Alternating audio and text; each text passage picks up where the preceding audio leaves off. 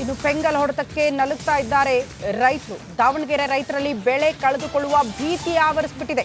ಭತ್ತದ ರಾಶಿ, ಭತ್ತದ ಕೊಯ್ಲಿಗೆ ನುಗ್ಗಿಬಿಟ್ಟಿದೆ ಅಪಾರ ಪ್ರಮಾಣದಲ್ಲಿ ನೀರು. ಮಲೆಬೆನ್ನೂರು ಸುತ್ತಮುತ್ತಲಿನ ಗ್ರಾಮಗಳಲ್ಲಿ ನಡೆದಂತ ಘಟನೆ ಇದು. ಮಳೆ ಮುಂದುವರೆದ್ರೆ ಭತ್ತ ಮೊಳಕೆ ಬರುವ ಸಾಧ್ಯತೆ ಇರುತ್ತೆ. ಜಾನುವಾರುಗಳಿಗೆ ಹುಲ್ಲಿನ ಕೊರತೆಯಾಗುವ ಆತಂಕವನ್ನ ಕೂಡ ರೈತರು ಎದುರಿಸುತ್ತಿದ್ದಾರಂತೆ. ಪೆಂಗಲ್ ಚಂಡಮಾರುತದ ಅಬ್ಬರ ರಾಜ್ಯ ಮಾತ್ರ ಅಲ್ಲ, ಬಹುತೇಕ ರೈತರು ನಲುಗಿ ಹೋಗುವಂತೆ ಮಾಡ್ತಿದೆ. ಯಾಕಂದ್ರೆ ಬೆಳೆ ಕೈಗೆ ಬರುವ ಹೊತ್ತು ಬಟ್ ಎಲ್ಲವೂ ಕೂಡ ನಾಶವಾಗುವ ರೀತಿಯಲ್ಲಿ ಆಗ್ತಾ ಇದೆ ಅಪಾರ ಪ್ರಮಾಣದಲ್ಲಿ ನೀರು ನುಗ್ಗೋ ಮೂಲಕ ಅಂತ. ಭತ್ತದ ಬೆಳೆ ಕೂಡ ನಾಶ ಆಗುವಂತಹ ಆತಂಕ ಕೊಯ್ಲಿಗೆ ಬಂದಿದೆ. ಈ ಸಂದರ್ಭದಲ್ಲೇ ಅಪಾರ ಮಳೆ ನೀರು ನುಗ್ಗಿಬಿಟ್ಟಿದೆ. ಹಾಗಾಗಿ ಮೊಳಕೆ ಒಡೆಯುವಂತ ಆತಂಕ.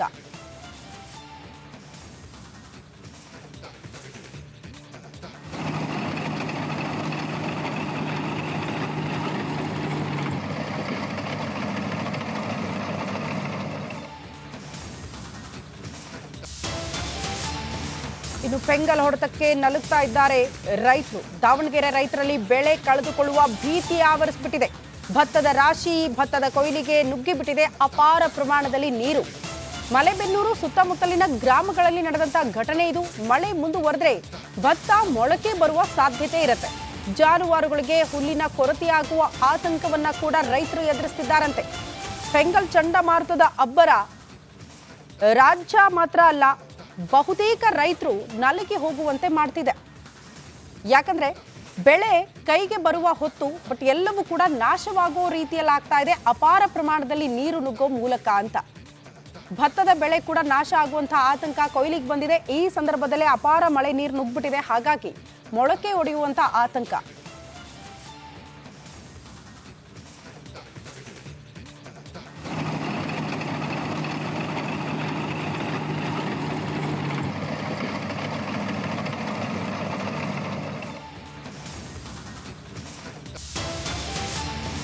ಇನ್ನು ಪೆಂಗಲ್ ಹೊಡೆತಕ್ಕೆ ನಲುಗ್ತಾ ಇದ್ದಾರೆ ರೈತರು. ದಾವಣಗೆರೆ ರೈತರಲ್ಲಿ ಬೆಳೆ ಕಳೆದುಕೊಳ್ಳುವ ಭೀತಿ ಆವರಿಸಿಬಿಟ್ಟಿದೆ. ಭತ್ತದ ರಾಶಿ, ಭತ್ತದ ಕೊಯ್ಲಿಗೆ ನುಗ್ಗಿಬಿಟ್ಟಿದೆ ಅಪಾರ ಪ್ರಮಾಣದಲ್ಲಿ ನೀರು. ಮಲೆಬೆನ್ನೂರು ಸುತ್ತಮುತ್ತಲಿನ ಗ್ರಾಮಗಳಲ್ಲಿ ನಡೆದಂತ ಘಟನೆ ಇದು. ಮಳೆ ಮುಂದುವರೆದ್ರೆ ಭತ್ತ ಮೊಳಕೆ ಬರುವ ಸಾಧ್ಯತೆ ಇರುತ್ತೆ. ಜಾನುವಾರುಗಳಿಗೆ ಹುಲ್ಲಿನ ಕೊರತೆಯಾಗುವ ಆತಂಕವನ್ನ ಕೂಡ ರೈತರು ಎದುರಿಸುತ್ತಿದ್ದಾರಂತೆ. ಪೆಂಗಲ್ ಚಂಡಮಾರುತದ ಅಬ್ಬರ ರಾಜ್ಯ ಮಾತ್ರ ಅಲ್ಲ, ಬಹುತೇಕ ರೈತರು ನಲುಗಿ ಹೋಗುವಂತೆ ಮಾಡ್ತಿದೆ. ಯಾಕಂದ್ರೆ ಬೆಳೆ ಕೈಗೆ ಬರುವ ಹೊತ್ತು ಬಟ್ ಎಲ್ಲವೂ ಕೂಡ ನಾಶವಾಗುವ ರೀತಿಯಲ್ಲಿ ಆಗ್ತಾ ಇದೆ ಅಪಾರ ಪ್ರಮಾಣದಲ್ಲಿ ನೀರು ನುಗ್ಗೋ ಮೂಲಕ ಅಂತ. ಭತ್ತದ ಬೆಳೆ ಕೂಡ ನಾಶ ಆಗುವಂತಹ ಆತಂಕ ಕೊಯ್ಲಿಗೆ ಬಂದಿದೆ. ಈ ಸಂದರ್ಭದಲ್ಲೇ ಅಪಾರ ಮಳೆ ನೀರು ನುಗ್ಗಿಬಿಟ್ಟಿದೆ. ಹಾಗಾಗಿ ಮೊಳಕೆ ಒಡೆಯುವಂತ ಆತಂಕ.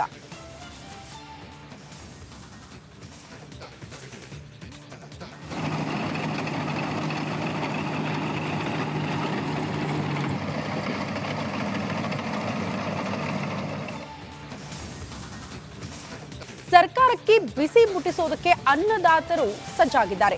ಬೆಳಗಾವಿ ಅಧಿವೇಶನದ ವೇಳೆ ಪ್ರತಿಭಟನೆಗೆ ಎಲ್ಲಾ ರೀತಿಯ ಸಿದ್ಧತೆಗಳನ್ನ ರೈತರು ಮಾಡಿಕೊಂಡಿದ್ದಾರೆ. ನಾಳೆಯಿಂದ ಬೆಳಗಾವಿಯಲ್ಲಿ ಚಳಿಗಾಲದ ಅಧಿವೇಶನ ಪ್ರಾರಂಭ ಆಗುತ್ತೆ. ಸುವರ್ಣಸೌಧಕ್ಕೆ ಮುತ್ತಿಗೆ ಹಾಕಬೇಕು ಅಂತ ರೈತರು ಸಿದ್ಧತೆ ಮಾಡಿಕೊಂಡಿದ್ದಾರಂತೆ. ನೂತನ ಕೃಷಿ ಕಾಯ್ದೆ ಹಿಂಪಡಿಬೇಕು ಅಂತ ರೈತರ ಆಗ್ರಹ.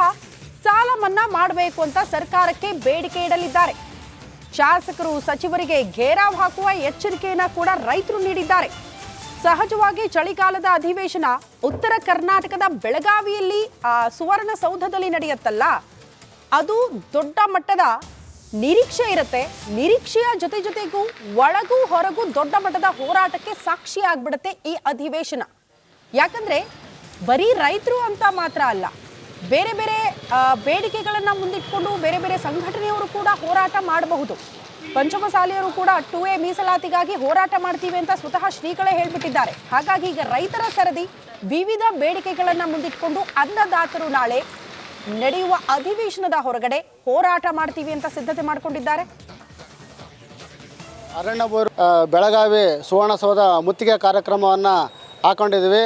ಉದ್ದೇಶ ಅಂತಂದು ಹೇಳಿದರೆ ವಿವಿಧ ಬೇಡಿಕೆಗಳು, ರೈತರಿಗೆ ಮಾರಕವಾದಂಥ 3 ಕೃಷಿ ಕಾಯ್ದೆಗಳನ್ನು ಸರ್ಕಾರ ಇದುವರೆಗೂ, ರಾಜ್ಯ ಸರ್ಕಾರ ಇದುವರೆಗೂ ಹಿಂಪಡ್ತಾ ಇಲ್ಲ. ಕೇಂದ್ರ ಸರ್ಕಾರ ಹಿಂಪಡೆದ್ರು ಕೂಡ ಅವಾಗ ಅಧಿಕಾರದಲ್ಲಿದ್ದಾಗ ಕೇಂದ್ರದ ಮೇಲೆ ಬಟ್ ತೋರಿಸಿ 3 ಕೃಷಿ ಕಾಯ್ದೆಗಳನ್ನು ರೈತರು ಮತ್ತು ಕಾಂಗ್ರೆಸ್ ಪಾರ್ಟಿಯವರೆಲ್ಲ ಸೇರ್ಕೊಂಡು ವಾಪಸ್ ತೆಗೆಸಿದ್ರು ಕೂಡ ಇಲ್ಲಿ ರಾಜ್ಯದಲ್ಲಿ ಕಾಂಗ್ರೆಸ್ ಸರ್ಕಾರ ಇದ್ದರೂ ಕೂಡ ರೈತರಿಗೆ ಮಾರಕವಾದಂಥ 3 ಕೃಷಿ ಕಾಯ್ದೆಗಳನ್ನು ವಾಪಸ್ ತೆಗೆದಿಲ್ಲ. ಅದೊಂದು ಉದ್ದೇಶ. ಮತ್ತು ಏನು ರೈತರಿಗೆ ವಿದ್ಯುತ್ ಪರಿಕರಣಗಳು ಮುಂಚೆ ರೈತರಿಗೆ ಕೈಗೆ ಎಟ್ಟುವಂಥ ರೀತಿಯಲ್ಲಿದ್ದವು. ಅಕ್ರಮ ಸಕ್ರಮದಡಿ 18-20 ಸಾವಿರ ಕಟ್ಟಿದರೆ TC ಎಲ್ಲ ಕಂಬಗಳೆಲ್ಲ ಕೊಡ್ತಿದ್ರು. ಅದೇ ರೀತಿಯಾಗಿ ಏನು ಹಿಂದೆ ಕೊಡ್ತಿದ್ರು ಆ ರೀತಿಯಾಗಿ ಕೊಡಬೇಕಂತಂದೇಳಿ ಒಂದು ಬೇಡಿಕೆ ಅದು. ಮತ್ತು ಸಾಗುವಳಿ ಮಾಡಿದಂಥ ಎಲ್ಲ ರೈತರು ಬಗರು ಕುಮಿರ್ಬೋದು, ಅರಣ್ಯ ಬರುವುದು, ಹುಲ್ಲು ಬನ್ನಿ ಖರಾಬು ಎಲ್ಲ ರೈತರು ಕೂಡ ಮಾನ್ಯ ಕಂದಾಯ ಸಚಿವರು ಇನ್ನು 15ನೇ ತಾರೀಕು ಒಳಗಡೆ ನೀವು ಎಲ್ಲ ರೈತರಿಗೂ ಹಕ್ಕುಪತ್ರ ಕೊಡ್ರಿ ಅಂತಂದೇಳಿ ಸುಮಾರು ಕಾನ್ಫರೆನ್ಸ್ ಮೀಟಿಂಗ್ ಮುಖಾಂತರ ಮಾಡಿದ್ರು ಕೂಡ ಯಾವುದೇ ತಹಸೀಲ್ದಾರ್ಗಳು ಇದುವರೆಗೂ ರೈತರನ್ನ ಕರೆಸಿಲ್ಲ, ಅದ್ರ ಬಗ್ಗೆ ಒಂದು ಸಭೆನೂ ಮಾಡಿಲ್ಲ. ಇನ್ನು ಪೆಂಗಲ್ ಹೊಡೆತಕ್ಕೆ ನಲುಗ್ತಾ ಇದ್ದಾರೆ ರೈತರು. ದಾವಣಗೆರೆ ರೈತರಲ್ಲಿ ಬೆಳೆ ಕಳೆದುಕೊಳ್ಳುವ ಭೀತಿ ಆವರಿಸಿಬಿಟ್ಟಿದೆ. ಭತ್ತದ ರಾಶಿ, ಭತ್ತದ ಕೊಯ್ಲಿಗೆ ನುಗ್ಗಿಬಿಟ್ಟಿದೆ ಅಪಾರ ಪ್ರಮಾಣದಲ್ಲಿ ನೀರು. ಮಲೆಬೆನ್ನೂರು ಸುತ್ತಮುತ್ತಲಿನ ಗ್ರಾಮಗಳಲ್ಲಿ ನಡೆದಂಥ ಘಟನೆ ಇದು. ಮಳೆ ಮುಂದುವರೆದ್ರೆ ಭತ್ತ ಮೊಳಕೆ ಬರುವ ಸಾಧ್ಯತೆ ಇರುತ್ತೆ. ಜಾನುವಾರುಗಳಿಗೆ ಹುಲ್ಲಿನ ಕೊರತೆಯಾಗುವ ಆತಂಕವನ್ನ ಕೂಡ ರೈತರು ಎದುರಿಸ್ತಿದ್ದಾರಂತೆ.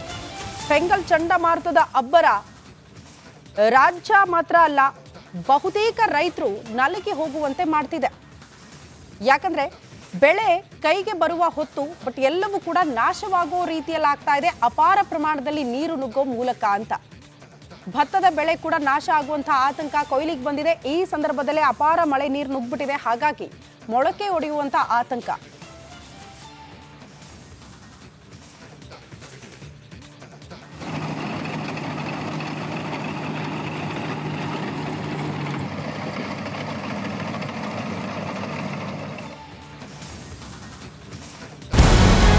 ನಮಸ್ಕಾರ, ಕರ್ನಾಟಕ ಪ್ರೈಮ್ ಟೈಮ್ಗೆ ಸ್ವಾಗತ. ನಾನು ಜಯಪ್ರಕಾಶ್ ಶೆಟ್ಟಿ. ಇಡೀ ಕರ್ನಾಡು ಇವತ್ತು ರೆಬೆಲ್ ಆಗಿ ನಿಂತಿದೆ. ಈ ಹಗರಣಗಳನ್ನು ಸದನದಲ್ಲಿ ಪ್ರಸ್ತಾಪ ಮಾಡಲು ಕೂಡ ಕಾಂಗ್ರೆಸ್ ಹಿಂದೇಟು ಹಾಕಿದ್ದೇಕೆ? ನಿಮ್ಗೆ ಸಂಬಳ ಅದಕ್ಕೆ, ನಿಮಗೆ ವಾಹನ ಅದಕ್ಕೆ, ನಿಮಗೆ ವೆಪನ್ ಅದಕ್ಕೆ, ನೀವು ಅದನ್ನು ಸೆರೆ ಹಿಡಿಬೇಕಾಗಿತ್ತು. ನೀವು ವಿದ್ಯುತ್ ಬರ ಇದೆ ಅಂತ ಹೇಳ್ತಾ ಇದ್ದೀರಿ, ಎಲ್ಲಿ ಬರ ಇದೆ ನೀವು ಹೇಳಬೇಕು. ಪಾಕಿಸ್ತಾನ್ ಆಕ್ಯುಪೈಡ್ ಕಾಶ್ಮೀರ್ ಅದು ಎಂದೆಂದಿಗೂ ನಮ್ಮದು.